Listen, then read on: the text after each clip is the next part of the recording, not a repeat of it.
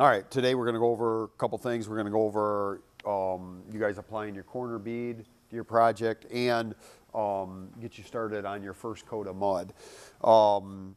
Before you start mudding, of course, you got to get your corner bead on. We'll be using metal corner bead. I know we talked about the other types. This stuff will come in 8-foot pieces upstairs. Should take, with 2 pieces, should get your project easy. Okay, so take your time cutting it so you have it right. I'm looking for a longer piece here. Start with, of course, your guys is going to start square like these ends here. Start with your longer pieces, which will be your guys' 2 tops. Yours is a little bit bigger. Your corner bead has to go from outside of this point to outside of this point. So you can take your measurement. This happens to be 21 1/16. I do not have a, I guess it's fairly square. You're going to cut it with 10 snips, so I'm just going to square this up so I have something nice to measure off from. 21 1/16. Some of you, probably for me also, a felt marker might work a little bit better. It's kind of hard to see a pencil mark on there. I didn't grab a square. Austin, can I use your square? I don't really care how you do it. It's probably better if you cut it off square to length before you start putting your angles on. Some of you I've kind of went over this with a little bit, and we watched the video. But cut it off square first to length. You're going to cut across there, then come this way and cut up. And there will be a little bit that you can't get. You just bend and break that. I'm going to cut that one quite deep enough. Then bend and break that off there. So you got your piece square.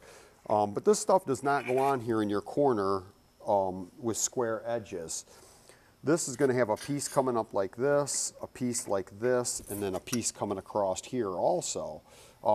Every time them come in a corner like that, an outside corner, these have to be cut back on a 45. Now your square has a 45 on it for you, so all you have to do is hook that on there and mark these across here and cut your 45s. So that's going to, in each corner is going to be like that. So it'd be the same on your other end here. So you're going to cut that off to that point. Being careful not to cut that, making this shorter. You want to save that length because it'll be too short. So I'm just going to nip this one back here so I can get this on. So I got this cut back. Now you're going to start nailing this on. Of course, this is going to get a piece here and a piece here. When this comes together here, you may want to take a little piece to help you judge where that has to come to, like that. See how I can see it's got to come to there to match that, making sure I'm good down here and it's not too awful bad. When you nail this stuff on, you got to be really careful that you're leaving mudding room. So I'm going to spin this so you can see it a little bit better. But it has to have a space. It hits here and down here, but has mudding space to cover this. See how there's a gap there? Okay, it's going to be the same thing here. There's going to be a gap there. So mud covers that. If you smash this stuff down like this, and then there might not be a gap there. So you got to watch how you're putting this stuff on. So you get this lined up where you want it here, and you get this set. Good idea, and you just want to kind of split the difference, and that's putting that on there square. A good idea is to mark that right there, because once you start hammering, you're probably going to move it around, and then you're not going to know for sure where you were supposed to be. So once you have that set on one end, you want to nail this, and if you look at the holes in these, it has big holes, and then there's little holes. The little holes are out farther on the corner bead. That's where you want to nail this, is out to that outer point. Will you hand me that jug of nails there, Austin? Thank you. Is there a hammer over there? Perfect. So I'm going to start nailing this And you want to nail fairly close to your end. It don't have to be right out to the end. But staying on my lines, I'm going to nail that in, and I'm going to nail it in here. Now, when you're nailing this stuff, you got to be careful that you're not hitting this outside point here. This is the trim piece that'll actually show. If you put a dent in that, there's no fixing that.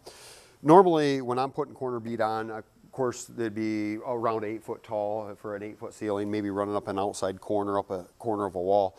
I always nail this end, then I go to the other end and I nail that where it's good, and then nail the centers. So it's a good idea to probably do that with this also. Go to this end, get it where you want it, where it's splitting on there fairly square, where it's the same.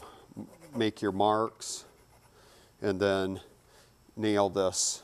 Now, if you get to a point where you need a nail here, but there wasn't a hole, you just make your own hole. You can drive a nail right through this. It's this thin metal to get the nail where you need it. So I'm going to get this nailed, and then you nail your centers. Now, when you nail corner bead on, it should be nailed about every 6 inches down through here. So I probably need a couple more sets here. But if you nail on this side, you need to put a nail straight across from it. So if you come down here, you're going to nail straight across from it.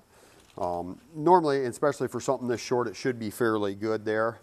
But you can see if you left your drywall hanging over. See how mine's back just a touch here? Always just a touch short on this. A little bit short don't hurt you, but if that was sticking over, that would hold your corner bead from coming back where it needs to go, and that would hurt you if it's hanging over. So like I said, a little bit short doesn't hurt you, but long does. So make sure you get them cut back. I'm gonna nail that.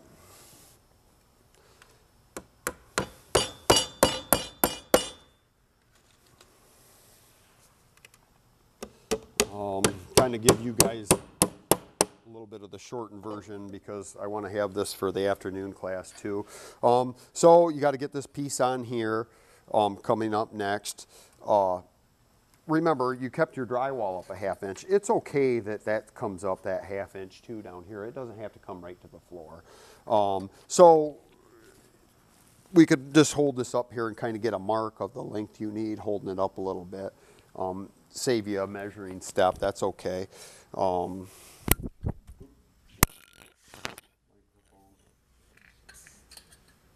same thing, cutting it from both directions. Bend and break to your length.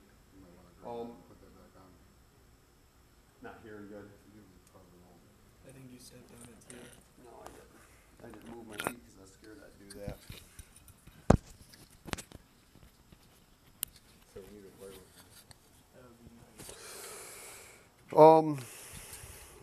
One thing I do notice, I'm left-handed and I got to have a really sharp pair of snips to cut good because everything's set up for a right-hander, and these are already not cutting good. I just bought these this year, which tells me somebody was cutting stuff with this that they shouldn't be cutting, maybe like nails or that kind of stuff, so I can tell these have been misused. Make sure we're only cutting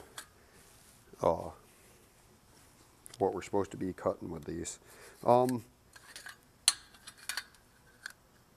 When you're working with this stuff, anytime you work with metal, you got to be careful because you can get cut really easy. Leaves little burrs sometimes. What I've found when you're snipping any type of metal, don't snap your snips all the way shut like that. That's when it wants to leave a burr, and then that's something you're going to catch your hand on. This kind of go along there, but don't squeeze them all the way shut, and it cuts a cleaner cut rather than when you snip them all the way shut, it usually will leave that burr. So I got this piece cut, and I'm just going to match these corners up, checking to make sure I got mud room on both sides. Now, you really have to watch this, that you're coming out where this is even with this, because you have to mud around this corner. You don't want this point in farther than what the other one is. So these are pretty picky on where you get them mounted, so they match up. So I got my pencil marks there, I got it shoved up, and you want them to come fairly close to being right together there in that point.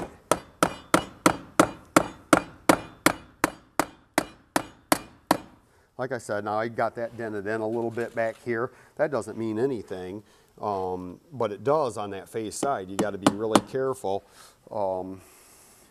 not to. Now this one, I see I got this in just a little bit. A lot of times you can take a nail punch, hit this nail a little bit and drive that back out to line that up. So that's real nice matching up right here. So I got that in a little bit too far. Same thing, checking to make sure you have mud room.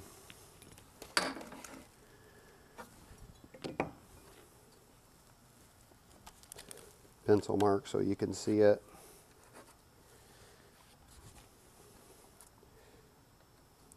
So you got a lot of bead to run around this, a lot of different pieces. It's all got to come together.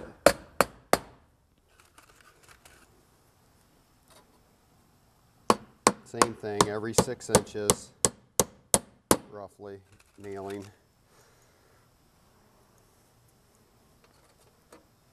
I'm not going to put all this on. I'm going to put one of those top pieces on and let it go for you guys for that. And then move on to the mudding. So I got to get a piece coming across here. There's a lot of small pieces around here, so make sure we're not cutting off a full piece to get a little 6-inch piece. Those should be your last pieces you cut. So when you guys put yours on, you'll want to put your two tops, then your sides, because if you mess this one up and you cut it a little bit short, you can still use it here. Does that make sense? This so we're using our pieces up the best we can. So our 45, and I'm just going to cut that other end off square for now. You guys will have 45s on both your ends. So we can move on to that mudding stage.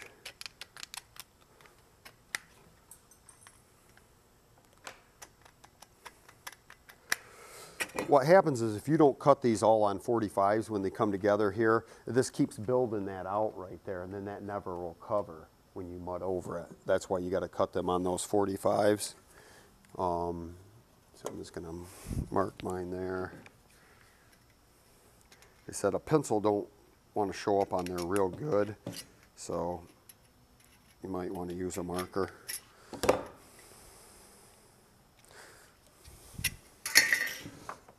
Okay, nailing this on. These are so small. And now you can see here, see how that drywall was missing right there, the way the cut went. If you get your drywall too far, you don't have nothing here to support that when you nail that. So you want to try to get those fitting fairly good so that covers. So we got mud room there, mud room there. A lot of times you can get this with just a couple of nails rather than 2 nails and 2 nails. Some of you may have to put maybe a 3rd nail in that little piece to get it to hold good. Okay,